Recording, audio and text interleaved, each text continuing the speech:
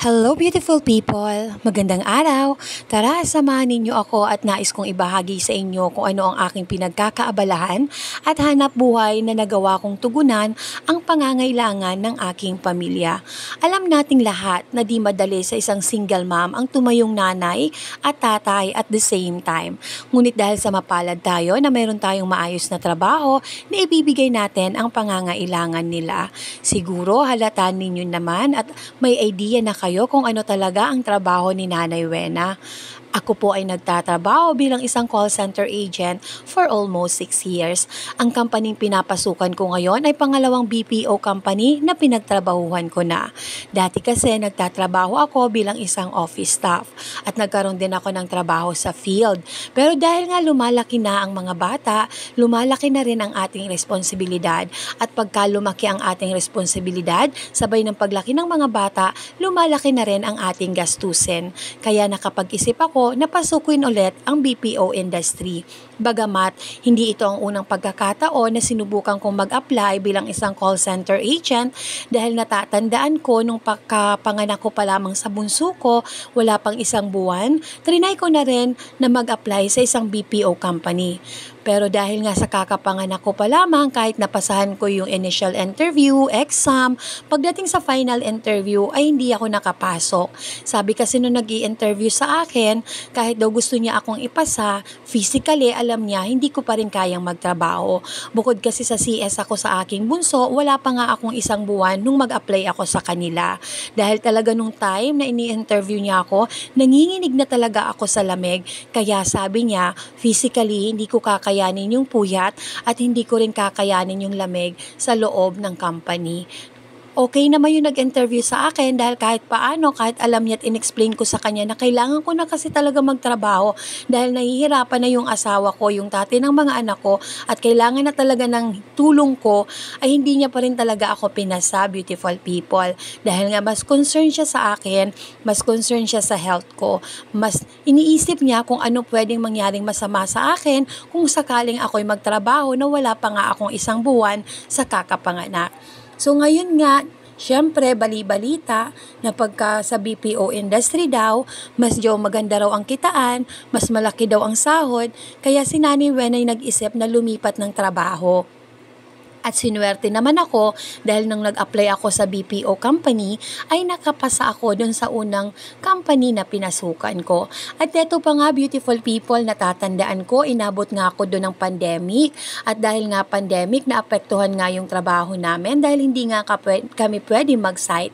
Bagamat nagkaroon kami ng pagkakataong magtrabaho ng naka-on-site kami at naka-stay in lang kami sa loob ng compound for almost a month.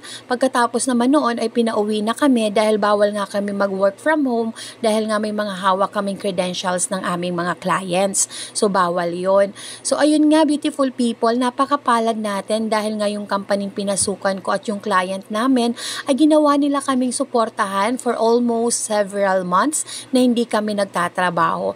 At ang laking bagay talaga nung suportang yon galing sa aming client dahil nga nairaos ko talaga yung pandemic time. Sa lahat ng aming pangangailangan, dun ko lang talaga kinuha sa support na galing sa aming kliyente hanggang makabalik ako sa trabaho.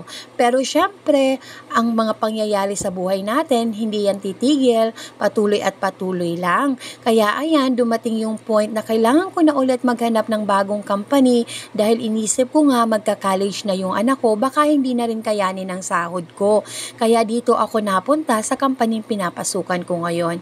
Actually, beautiful people, pag minsan naiisip ko, etong company talagang pinasukan ko ngayon, pinaghandaan ko talagang makapasa dito. Kasi nga, usap-usapan, ang hirap daw pumasok sa company to. Kaya talaga pinaghandaan ko siya, beautiful people. At ayun, pinalad pa rin tayo na nakapasa tayo. At ngayon ay almost 3 years na ako nagtatrabaho dito. Maraming salamat nga pala sa company pinapasukan ko ngayon.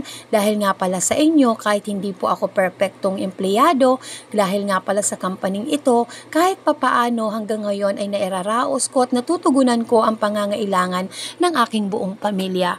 Napakahirap maging single mom, beautiful people. May mga pagkakataon sa buhay mo na ayaw mo magtrabaho dahil napapagod ka, masama ang pakiramdam mo, pero hindi ka pwedeng tumigil. Laban lang, sabi nga nila. Hindi kasi lahat ng oras ay okay. Alam nyo naman at alam kong maraming makaka-relate, lalo yung mga single mom dyan. Hindi lahat okay, may mga pagkakataon at madalas na may mga pagkakataon na may mga madadaanan tayong pagsubok. Pero yung mga pagsubok naman na yun, isipin lang natin na malalampasan natin siya. Talagang malalampasan natin siya. Sabi nga nila, daanan lang daw natin, wag daw nating tambayan. Tama naman sila, beautiful people. So dahil nga sa mayroon akong maayos na trabaho, kaya kahit papaano ay naibibigay ko yung pangangailangan ng aking mga anak. At ngayon, beautiful people, sa tulong ng Diyos, mag-third year college na ang aking panganay ngayong pasukan. At ito namang si Bunso ay papasok na siya sa high school.